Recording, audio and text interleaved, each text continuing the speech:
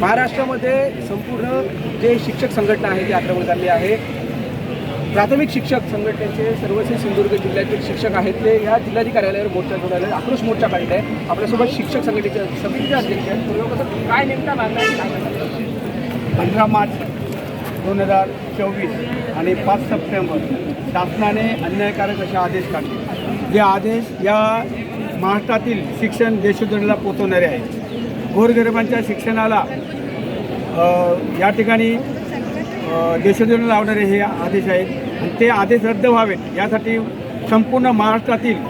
पहिली जशी घटना असेल की सगळ्या संघटना एका झेंड्याखाली आलेल्या आहेत आणि एका झेंड्याखाली येऊन संपूर्ण महाराष्ट्रभर असा तमाम शिक्षकांचा विराट असा मोर्चा या ठिकाणी संपन्न झालेला आहे। या सिंधुदुर्ग जिल्ह्यामध्ये सुद्धा या जिल्ह्यातील सर्व संघटना सगळ्या संघटनांचे अध्यक्ष आणि जिल्हा सरचिटणीस यांच्या नेतृत्वाखाली सर्व संघटनांच्या नेतृत्वाखाली अशा तमाम शिक्षकांचा या ठिकाणी मोर्चा आलेला आहे आणि शासनाला हा इशारा आहे, जर ह्या आंदोलनाच्या पार्श्वभूमीवर शासनाने ह्या आदेश रद्द केले नाही तर लगतच काही दिवसांमध्ये बेमुदत संपाचं इशारा महाराष्ट्र संघटना देते। या आंदोलनामध्ये जवळजवळ 4 लाख महाराष्ट्रातल्या संघटना आणि या जिल्ह्यातल्या 4000 शिक्षक एकूण संख्या या ठिकाणी सहभागी आहे आणि हे जे आंदोलन आहे हे आंदोलन इशारा आहे शासनाला, कारण शासन शिक्षणाकडे दुर्लक्ष करत आहे, मुलांच्या भवितव्याकडे दुर्लक्ष करत आहे, शिक्षकांच्या भवितव्याकडे दुर्लक्ष करत आहे आणि समाज या समाजापुढे या ठिकाणी आव्हान शासन उभं करते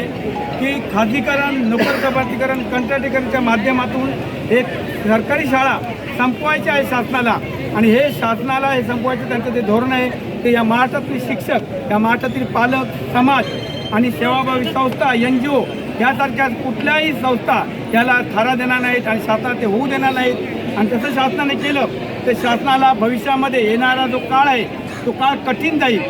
जो हे प्रश्न जे शिक्षकांचे किंवा गोरगरीब मुलांचे प्रश्न आहे तो सोडवेल आणि हे आदेश जो रद्द करेल तोच यापुढे या गादीवर बसेल आणि भविष्यामध्ये होणाऱ्या ज्या निवडणुका आहेत त्या निवडणुकाच्या माध्यमातून देशभरातील राज्यभरातील सर्व संघटनांच्या माध्यमातून यात मी सांगू इच्छितो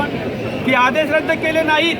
तर आमच्या संबंधित आमचे सगळे नातेवाईक आणि सगळे कदाचित शासनाला वाटत असेल 1,500 देऊन तर हे 1,500 जे दिले आहेत ते आमच्या कर्मचाऱ्यांच्या टॅक्समधून जे जमालेल्या रकमेतून या तिजोरीतून दिलेले आहेत आणि शासनाला असं कोणत्याही प्रकारचे भंपकाची योजना राबवताना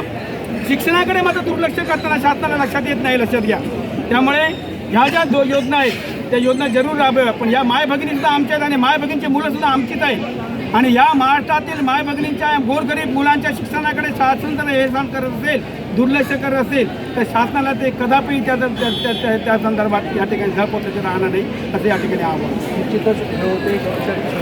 जे प्राथमिक समितीचे अध्यक्ष गोरगापूर यांनी सांगितले शासनाने शिक्षणाकडे दुर्लक्ष करत आहे, तशाच पद्धतीने शिक्षकांकडे दुर्लक्ष करत आहे आणि जर आपल्या मागण्या मान्य नाही केले तर नक्कीच निवडणुकीमध्ये याचा आपल्याला परिणाम दिसून येईल। कॅमेरा सूर्य उमेश बुचडे, उडाळ न्यूज, सिंधुदुर्ग।